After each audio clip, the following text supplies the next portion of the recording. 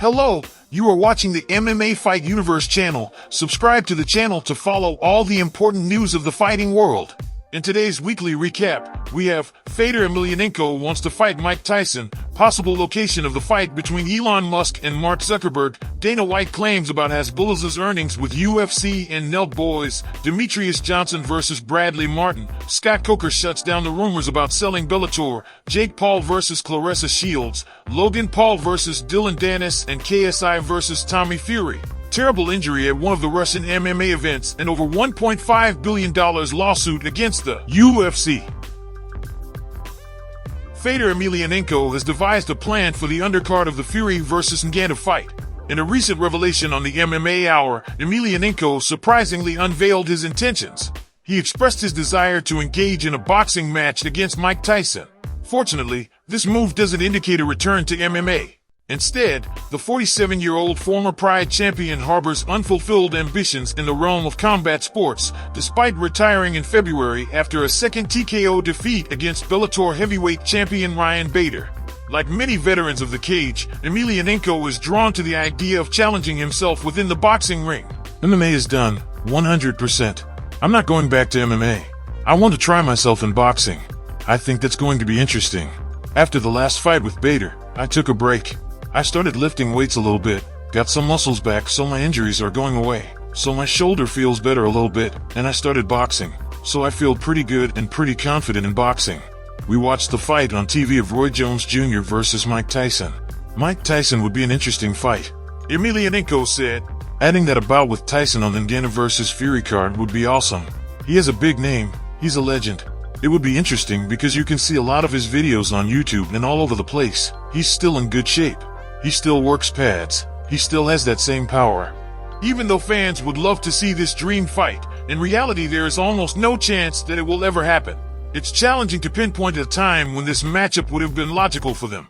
When Fedor began his professional MMA journey in May 2000, Tyson had already moved beyond his prime in the competitive boxing scene. In contrast, Fedor's prominence in MMA materialized through his clashes with Big Nog in 2004. Now, with Tyson approaching 60 and Fedor nearing 50, the feasibility of this fight appears even more remote. Even back in 2012, Tyson expressed his admiration for watching Fedor's fights and voiced concerns about the Russian athlete getting further damage inside the cage. Fedor Emelianenko, my favorite of all time. He's always been the underdog. He's always the smallest guy and he always comes out victorious. He just stayed around too long in the age of high-performance enhancing drugs, bigger athletes. I've just never seen an athlete like him, as far as a fighting athlete, that beat the odds so many times. From a guy that just loves him from a human perspective, I don't want to see him get hurt anymore. You know? He didn't get hurt, but those guys could have hurt him. The big guy that was hitting him, Bigfoot Antonio Silva. I don't like to see that. A guy that's been in there so long, and he's not the same as he used to be, and you see him getting beat up. Oh man, that's a bad feeling. Fedor proceeded to engage in numerous bouts following the losses Tyson mentioned. Throughout this decade-long period, the toll of time and wear became evident, and his age caught up with him, resulting in several instances of injury. Despite this, the passage of time hasn't made the idea of him participating in an entirely distinct striking sport any more appealing. This is without even considering the accumulated damage Tyson has endured over the years or the practicalities of him re-entering the ring at the age of 57. Based on the interviews, the preparations for Tyson's 2020 fight against Roy Jones Jr. were arduous and challenging, putting Iron Mike through hell, and it seems like he does not want to do it anymore. But there's a chance for us to see another legend of boxing facing Fedor in the ring. Roy Jones Jr. recently re-entered the realm of professional boxing this year. In April, he encountered a majority decision loss against former UFC lightweight champion Anthony Pettis during a game-bred boxing event held in Milwaukee. If Fedor remains resolute about embarking on his boxing debut, this could potentially be a match he could arrange. Standing at just 1.02 meters tall, Hasbullah, a Russian social media figure with dwarfism, has amassed a substantial following of over 9 million on Instagram. Notably, he has ventured into the MMA realm, making appearances alongside former UFC lightweight champion Khabib Nurmagomedov and other fighters, thereby endearing himself to the MMA community. Remarkably, the UFC inked a 5-year contract with Hasbullah last year, encompassing the sale of merchandise featuring his likeness and his incorporation as a character in EA Sports UFC 4 video game. During an appearance on Hot Boxing with Mike Tyson, Dana White, the president of the UFC, provided insights into the significant financial gains that Hasbullah's agreements have brought about. He's a great kid. The Nelk boys have actually... They blew him up. They didn't blow him up. He was already blown up. They took really good care of him. When he came out here, they took him on this tour and did a lot of really good shit for him. But Hasbullah's done very well. I mean, we did a deal with him for the video game deal. We did a deal with him with T-shirts where he made a bunch of money. The kid's made easily over $1 million. Yeah, just with us and the Nelk boys. Just with us and the Nelk boys, he's made easily over $1 million. So, yeah, he's killing it. Hasbullah almost instantly replied on his Instagram, saying that White's claims are incorrect. He did not get $1 million. He got $3 million. While Mark Zuckerberg is undergoing a physical transformation in preparation for a showdown with Elon Musk within the renowned octagon of the Ultimate Fighting Championship, the same cannot be said for Elon Musk. Zuckerberg recently disclosed that he initially aimed for August 26, 2023, as the date for the proposed Battle of the Billionaires. However, he expressed skepticism about Musk's commitment to actually engage in the fight. Shortly thereafter, Elon conceded that he might require back surgery before he could be deemed fit to participate in a UFC octagon bout. Fortunately for those of us looking forward to watching two rich dudes fumble their way through a physical confrontation, Musk is still going back and forth on the idea. Here's what Elon shared on Twitter. The fight will be managed by mine and Zuck's foundations, not UFC. Livestream will be on this platform in Meta. Everything in camera frame will be ancient Rome, so nothing modern at all. I spoke to the PM of Italy and Minister of Culture. They have agreed on an epic location. UFC President Dana White recently revealed that he had taken time out of his vacation to meet representatives of the Italian government regarding use of the Colosseum, the ancient Roman arena where gladiators once competed. Actually did have a meeting with it's the Minister of Culture's team in Italy to actually hold that fight in the Coliseum if it would happen. So, but how they gonna fight? Just going all out or just boxing? No, it'd be MMA. Yeah, oh yes, I want to see that one. No way, man. I want to see that. Yeah, we're talking. Now, is Elon going to use steroids or something? Musk had previously said that's where he wanted the match to take place, and White is pulling out all the stops to keep him happy. I mean, wow. I mean, it's one of those fights that if we did do that, I would build a killer undercard, with tons of great fights, and then you'd have the main event. But think about how big that fight is. Two of the richest, most powerful guys in the fucking world are gonna I would fight pay for it on the biggest stage you ever. Would pay for that fight? Everybody would. Who the fuck doesn't want to see that fight? I get it for free. Who doesn't want to see that fight? Everybody would watch it. Gonna pay. That's the kind of fight your grandmother would watch that fight. You know what I mean? It's a huge. Trump would have to fight Putin for a fight to be bigger than that. Perhaps the fight will be discussed for a long time. Mark Zuckerberg does not like the fact that this situation is going to keep dragging on for a very long time. I think we can all agree Elon isn't serious and it's time to move on. I offered a real date. Dana White offered to make this a legit competition for charity. Elon won't confirm a date, then says he needs surgery, and now asks to do a practice round in my backyard instead. If Elon ever gets serious about a real date and official event, he knows how to reach me. Otherwise, time to move on. I'm going to focus on competing with people who take the sport seriously. Do you think their fight will ever take place? Write in the comments. We will continue to cover all the news related to this potential fight. During a recent episode of the Raw Talk podcast hosted by Brendan Schaub, Martyn confidently asserted that he would decisively defeat former UFC flyweight champion, now reigning one bantamweight champion, Demetrious Johnson, if they were to compete against each other. Like crush him. Like 150 pounds like a towel to me. But now Demetrious Johnson, who fights at 125 in a street fight with Why Demetrious Johnson? He's tiny, but he's black belt and everything when it comes to hand-to-hand combat. But you don't. So on the ground, I know you'll think you'll pick him up and slam him into the concrete, or I don't know where you're thinking it's going to go. I'm going to crush his head on the floor. No? Really? No. 125 pounds? Demetrious Johnson, or I don't know who it is. Okay. This statement quickly gained attention as clips from the conversation went viral, sparking discussions and exchanges of opinions. Interestingly, it now seems that the possibility of their confrontation is turning into a reality, albeit not exactly in the form of a fight. Johnson, who had been contemplating a shift towards grappling, publicly declared his intention to arrange a grappling match with Martyn in a recent podcast episode.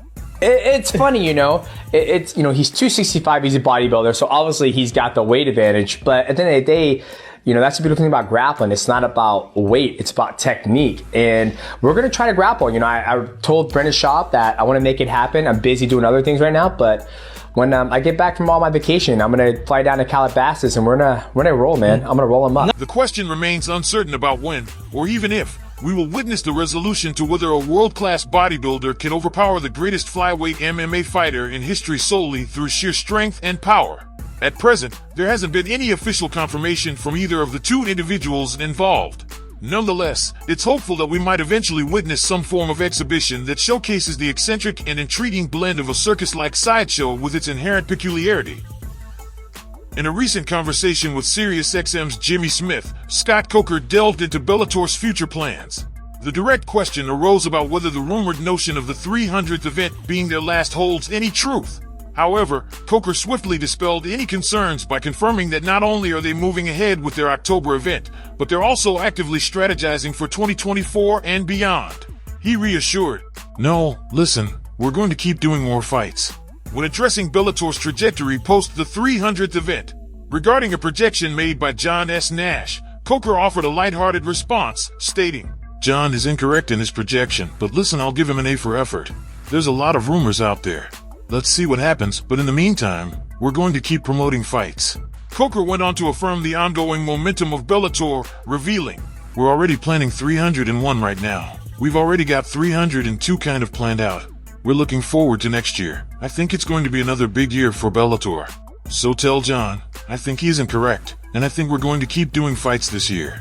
Clarissa Shields is aiming to hop aboard the Jake Paul hype train. The self-proclaimed greatest woman of all time, GWOAT, has once again thrown down the gauntlet to Jake Paul, asserting that she would triumph over him if they were to face off. Taking to Twitter, Shields expressed her determination, stating, "Facts remain, I'll get Jake Paul too." She didn't hold back in criticizing Paul's performance against Diaz, labeling it as mediocre.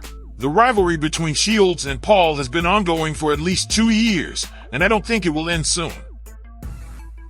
In a recent Instagram post, Logan Paul disclosed his participation in an upcoming boxing match. He revealed that he has signed a deal to face former Bellator MMA competitor Dylan Dennis on the undercard of the KSI vs. Tommy Fury event set for October. Paul posted, "October 14th, I returned to boxing after fighting Floyd Mayweather over 2 years ago. I doubt this little parasite will show up, but if he does, I'm going to erase him from existence. The prime card, October 14th in Manchester, live on DAZN pay-per-view." However, KSI could find himself fighting Conor McGregor. The Irish fighter called out the YouTuber for the bare-knuckle fight. Greatness don't rush. I was saying it, greatness don't rush. He took his time. He landed a big, heavy shot. I'm just happy Helenius got up. The fans should be grateful for the finish coming in, last-minute replacement. No fear. He came in and put a great performance. He done himself proud on his team. I'm happy to see him get up. Big congrats to AJ. Big congrats to Eddie. Big congrats to the UK. Big congrats for Jordan Stout. And I know your man KSI is in the crowd, yeah? And he couldn't box eggs if he worked in an egg boxing factory. So if he wants to get in here, I'll give him a final, bare knuckle if he wants. Conor McGregor, ladies and gentlemen. McGregor also revealed that the fight against Michael Chandler will happen in December, even though he is still not in the USADA pool. What do you think? Is McGregor being McGregor, or this time he will truly walk the walk? Share your thoughts in the comments. One of the worst injuries ever seen in mixed martial arts happened in one of the top Russian promotions. I'm warning you now. This is a horrible, potentially career-ending injury. Grigory Ponomarev destroys his leg, knee, everything at ACA 161. Wait for the replay. Ponomarev faced off against Muhammad Vakiv in a heavyweight match that took place as the co-main event of the card. During this tournament quarterfinal fight, Vakiv achieved a rapid victory, securing a TKO in under 40 seconds from the start of the bout. Unfortunately, Ponomarev experienced a distressing and unusual injury, with his leg being brutally broken during the contest. In December of 2014, a coalition of MMA fighters, including some who are still active in the sport, united to initiate a collective legal action against the UFC and its parent entity, Zuffa LLC. Key representatives among them, such as Kung Lu, Nate Quarry, and John Fitch, contended that the UFC employed unethical tactics to manipulate the market for services provided by MMA fighters. In essence, they asserted that the UFC significantly undercompensated them and exerted a monopoly-like control over the professional MMA market, detrimentally affecting all MMA fighters involved.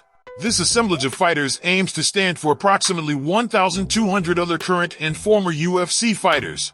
After engaging in legal proceedings for over 6 years, the court announced in December 2020 its intention to formally acknowledge this collective as a class of fighters, substantiating its decision in written form. Should the class receive official recognition, the leading fighters in the lawsuit along with their legal representatives will act on behalf of the entire group of around 1,200 fighters. One of their primary objectives is to secure financial restitution for all 1,200 fighters. Additionally, they seek to compel the UFC to alter its operational practices. Subsequently, the court has now granted recognition to the designated bout class, encompassing fighters who participated in one or more live professional UFC-promoted bouts within the United States from December 16, 2010 to June 30, 2017. This classification excludes fighters who aren't U.S. residents or citizens unless the UFC compensated them for competing in the U.S. So, what are the implications for the UFC? This signifies that all roughly 1,200 fighters meeting the class criteria are automatically part of the ongoing legal action. While they possess the option to opt out, those who remain part of the collective will have their claims incorporated into the case. In the event that the lawsuit proves successful, these fighters could become eligible to share a portion of the disputed sum, estimated to range between $800 million and $1.6 billion. United States antitrust laws enable private plaintiffs to secure triple damages as proof of their suffering. Consequently, the UFC could potentially face several $billion in damages.